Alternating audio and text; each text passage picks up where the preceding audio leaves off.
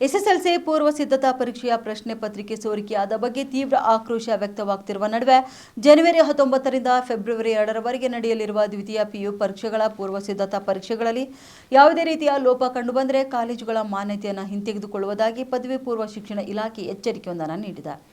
ದ್ವಿತೀಯ ಪಿಯು ವಿದ್ಯಾರ್ಥಿಗಳ ಮೊದಲ ಪೂರ್ವ ಸಿದ್ಧತಾ ಪರೀಕ್ಷೆಗಳಲ್ಲಿ ಯಾವುದೇ ಪ್ರಶ್ನೆ ಪತ್ರಿಕೆಗಳು ಸೋರಿಕೆಯಾಗಿಲ್ಲವಾದರೂ ಕೂಡ ಈ ಬಾರಿ ಎಸ್ಎಸ್ಎಲ್ಸಿ ಪೂರ್ವ ಸಿದ್ಧತಾ ಪರೀಕ್ಷೆಗಳ ಪ್ರಶ್ನೆ ಪತ್ರಿಕೆಗಳನ್ನು ಸಾಮಾಜಿಕ ಮಾಧ್ಯಮ ತಾಣಗಳಲ್ಲಿ ಮತ್ತು ಕೆಲವು ಯೂಟ್ಯೂಬ್ ಚಾನೆಲ್ಗಳಲ್ಲಿ ಅಪ್ಲೋಡ್ ಮಾಡಲಾಗಿರುವುದರಿಂದ ಇಲಾಖೆಯು ಜಾಗರೂಕವಾಗಿದೆ. ಇನ್ನು ಕರ್ನಾಟಕ ಶಾಲಾ ಶಿಕ್ಷಣ ಮತ್ತು ಮೌಲ್ಯಮಾಪನ ಮಂಡಳಿಯು ಪೊಲೀಸ್ ದೂರು ದಾಖಲಿಸಿದ ನಂತರ ಸೋರಿಕೆಗೆ ಸಂಬಂಧಪಟ್ಟಂತೆ ವಿದ್ಯಾರ್ಥಿಗಳು ಮತ್ತು ಶಿಕ್ಷಕರು ಸೇರಿದಂತೆ 8 ಜನರನ್ನು ಬಂಧಿಸಲಾಗಿದೆ.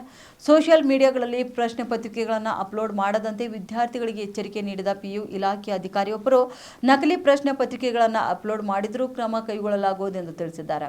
ಎಲ್ಲ ಪಿಯು ಕಾಲೇಜುಗಳಿಗೆ ಹೊರಡಿಸಲಾದಂತಹ ಸುತ್ತೋಲೆಯಲ್ಲಿ ವಿದ್ಯಾರ್ಥಿಗಳು ಕ್ಯಾಂಪಸ್ಗಳಲ್ಲಿ ಮೊಬೈಲ್ ಫೋನ್ ಬಳಸುವುದನ್ನು ನಿಷೇಧಿಸುವ ನಿಯಮವನ್ನು ಇಲಾಖೆ ಪುನರುಚ್ಚರಿಸಿದೆ.